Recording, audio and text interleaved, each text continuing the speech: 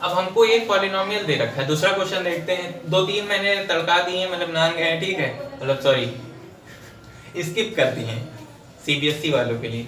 तो अब हम लोग आगे बढ़ते हैं, सब बोर्ड अच्छे होते हैं, मैंने केवल ऐसे ही कहा, हम भी सीबीएसई से ही पढ़े हैं।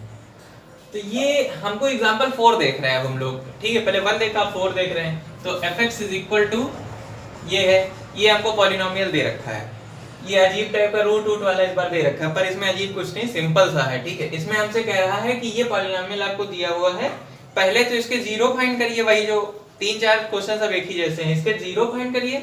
दूसरी बात, इसके जीरोस और इसके कोफिशिएंट्स के साथ में रिलेशनशिप जो होती है उसको वेरीफाई करिए, वही चीज बार बार करना है। तो इसको कैसे करेंगे, पहले तो इसका हम लोग जैसे फैक्टर बनाते थे वैसे बना लेते हैं। पहले देखो एक चीज देखो, इसको जरा स्टैंडर्ड फॉर्म लिख लो, ax² plus bx plus c। अब तो सब नजर आ रहा होगा a क्या है, b क्या है, c क्या है, ठीक है। अब इसके जरा फैक्टर करने का प्रयास करते हैं हम लोग। फैक्टर करने के लिए क्या करना पड़ेगा यहाँ पर, इस तरह के केस में, अच्छा पिछला जो एग्जांपल हम लोगों ने एग्जांपल 1 सॉल्व किया, वहां पर आपने देखा कि x² का जो कोफिशिएंट था, यानी कि जो a था, x² के साथ में जो वैल्यू थी वो 1 था, मतलब x² के साथ कुछ नहीं था, 1 मल्टीप्लाई, कुछ नहीं कह सकते, 1 मल्टीप्लाई में था x² के साथ।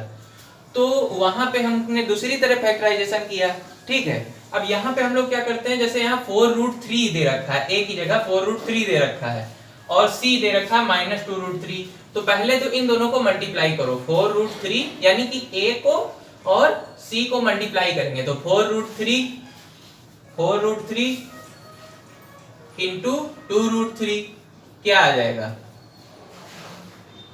4 2 8 और √3 इंटू √3 3 होता है, ठीक है। √3 इंटू √3 3 होता है, 4 2 8 होता है, और 3 8 24 होता है, यानी कि इसकी वैल्यू आ गई 24। a और c को मल्टीप्लाई करने पर ac जो आया वो हमारा है 24। प्लस का आएगा कि माइनस का, 4√3 प्लस का था 2√3, यानी कि जो c था वो माइनस में दे रखा है इस बार, यानी कि हमको माइनस की वैल्यू यहाँ पर -2√3 दे रखा है, यानी कि प्लस माइनस जब गुणा करते हैं तो क्या आता है, प्लस गुणे माइनस, यानी कि माइनस आएगा, माइनस को 24। अब ध्यान देने वाली बात ये है, हमने कहा था जब c का साइन चेक करते हैं, जब c का साइन नेगेटिव हो हमें मिले तो फिर हमको क्या करना है, c का साइन नहीं चेक करते हैं, c और मतलब जब a ना हो, अब थोड़ा ध्यान दीजिए, ये सब बेसिक बातें हैं, जब a ना हो या a 1 हो तो सिंपली हमने यहाँ का साइन चेक कर लिया, लेकिन यहाँ a इन्वॉल्व हो रहा है तो हमको ये फाइनल ac जो प्रोडक्ट आया इसका साइन देखना पड़ रहा है, यानी 4√3 गुणे -2√3, माइनस को 24 मिला, प्रोडक्ट मिला, तो हमको माइनस साइन मिला, मतलब हमको इसके ऐसे फैक्टर करने हैं कि माइनस करने पर b आ जाए, यानी कि क्या आ जाए, 5 आ जाए, ठीक है। ये सब आप लोग को आता होगा, लेकिन मैं फिर भी आराम से बता रहा हूँ ताकि सबको समझ में आ जाए मस्त एकदम, है ना।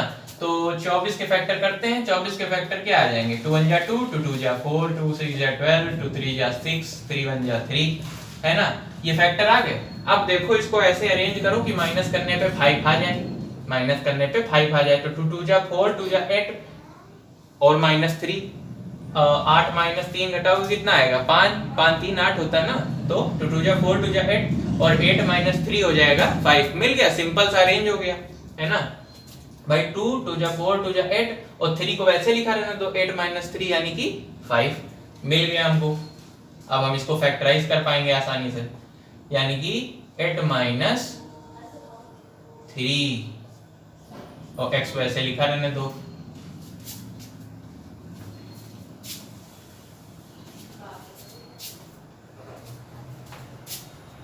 यहाँ -2√3 लिखा रहने दो, इसको करेंगे तो 4√3 x² 8x मल्टीप्लाई कर लो 3x -2√3, ब्रैकेट खुलता है तो ये टर्म दोनों के साथ मल्टीप्लाई होता है, एक बार इसके साथ 8 के साथ, एक बार 3 के साथ, इसीलिए क्या आया भाई, ये जो ब्रैकेट टर्म x दोनों के साथ मल्टीप्लाई में, ये सब थोड़ा सा ध्यान दिया करिए। 8x, हालांकि आप लोग स्मार्ट ध्यान देते हैं मुझे पता है, 8x -3x पर ज्यादा नहीं, 4√3 x²। अब रुक जाओ, अभी हम क्यों कर रहे हैं, अब ये इतना आया हमारे पास, अब कॉमन लेने वाला काम करो। पहले दो टर्म में क्या कॉमन मिल सकता है, पहले दो टर्म में हमको कॉमन लेना थोड़ा सा, जैसे जैसे आप लोग बड़े होंगे समझ में आएगा, हालांकि हो सकता है अभी भी समझ में आता तो और बेहतर बात है। तो यहां से हम कॉमन ले सकते हैं 4x, कैसे ले सकते हैं इसको भी देख सकते हैं तोड़ के, basic to basic, how much I can on the level I can make you understand that I am trying. Okay, तो इसको क्या लिख सकते हैं 4 रूट 3 एक्स स्क्वायर, एट को लिख सकते हैं 4 into 2 x minus 3 x minus 2 root 3, या यहाँ और तोड़ लेते हैं, तोड़ तोड़ के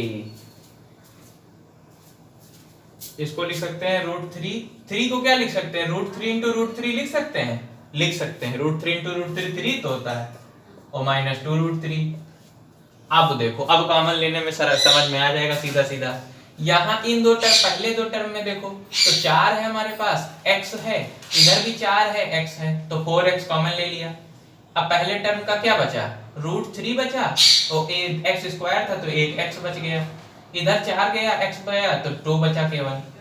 अब इन दो टर्म में देखो, इन दो टर्म में क्या कॉमन ले सकते हैं, पहली बात तो दोनों तरफ माइनस है, दोनों टर्म में माइनस है तो माइनस कॉमन ले सकते हैं। दूसरी चीज, एक रूट 2 रूट 3 यहाँ, एक रूट 3 यहाँ, तो रूट 3 कॉमन ले सकते हैं, x तो है नहीं तो 2 भी नहीं है दोनों तरफ, ठीक है। अब पहले टर्म में एक रूट 3 गया, एक रूट 3 बचा, और x भी बचा, माइनस इधर से रूट 3 गया तो 2 बचा केवल, लेकिन माइनस लगा देंगे बस गलत हो जाएगा, क्योंकि माइनस तो हम कॉमन ले चुके हैं, तो यहाँ पे कॉमन लेते ही यहाँ पे माइनस प्लस में बदल जाएगा। These things you always should always remember and keep in your mind when you are solving questions. Okay, although the question seems to be appear very similar or simple, every question you will when solve you will say these, once you understand the basic idea you will solve every similar questions, but if you will not try to focus on these little points then your questions will definitely be go wrong. Okay, so यहाँ पे अब हम क्या लिख सकते हैं, देखो दोनों ब्रैकेट कॉमन मिल गए। अब इन दोनों टर्म में क्या कॉमन ले सकते हैं, पूरा ब्रैकेट कॉमन ले सकते हैं, एक ही चीज लिखी है, तो रूट 3x प्लस 2 कॉमन ले लिया, तो अंदर क्या बचेगा, इधर 4x बचा केवल, इधर माइनस का रूट 3 बचा, ठीक, दोनों फैक्टर मिल गए हमको। अब हम सीधे ये दो फैक्टर आ गए इस पॉलिनोमियल के, तो जीरो क्या हो जाएंगे, तो जीरो हो जाएगा रूट पहले फैक्टर को x के बराबर दिखाओ, तो वो जीरो बराबर दिखाओ सॉरी, तो यहां से आ जाएगा x is equal to minus 2 by root 3। इस वाले फैक्टर को दिखाओगे तो ये आ जाएगा 4x minus root 3 is equal to 0, तो यहां से x बराबर आ जाएगा रूट 3 बाई 4। दोनों हमको जीरोज मिल गए, अल्फा बीटा मिल गए। अब आगे का खेल करते हैं।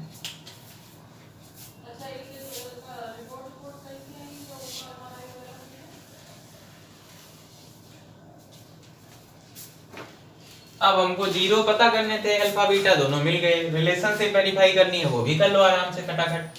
अल्फा गुणे बीटा होता है, पिछले क्वेश्चन में हम एक चीज रिलेशनशिप वेरीफाई करना भूल ही गए थे, एग्जांपल 1 में दो रिलेशनशिप होती हैं, एक प्रोडक्ट ऑफ जीरोस से जो निकलती है अल्फा गुणे बीटा, और एक जो सम ऑफ जीरोस से यानी अल्फा प्लस बीटा वाली। तो इस बार दोनों देख लेते हैं, भूल गए तो इस बार अल्फा गुणे बीटा यानी कि product of zeros should be equal to c by a, simple. Alpha into beta यानी कि -2 अपॉन रूट 3 इंटू बीटा क्या है रूट 3 बाई 4, दूसरा जीरो दूसरा का वाला, और c क्या है हमारा, c दे रखा हमको माइनस का 2 रूट 3, a क्या दे रखा है, a हमको दे रखा है 4 रूट 3। अब देखो रूट 3 से रूट 3 कट जाएगा, 2 1 जा 2, 2 2 जा 4, माइनस का हाफ आ गया इधर, ठीक है, और इधर क्या आया, ये RHS जो है राइट हैंड साइड वाला हमारी वैल्यू आई माइनस का हाफ, इधर क्या आएगा 2 से 2 1 जा 2, 2 2 जा 4, 2 से 4, 2 से 4 कट गया, ठीक है, और रूट 3 से रूट 3 कट गया, ये आ जाएगा माइनस का हाफ, इधर क्या आया माइनस का half. So you can see that LHS is equal to RHS, therefore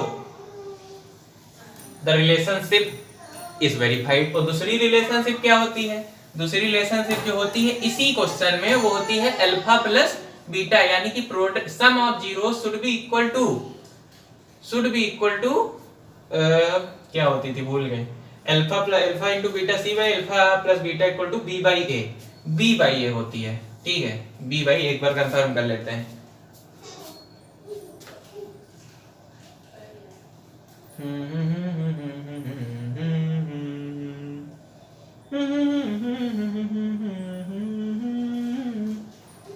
alpha into beta equal to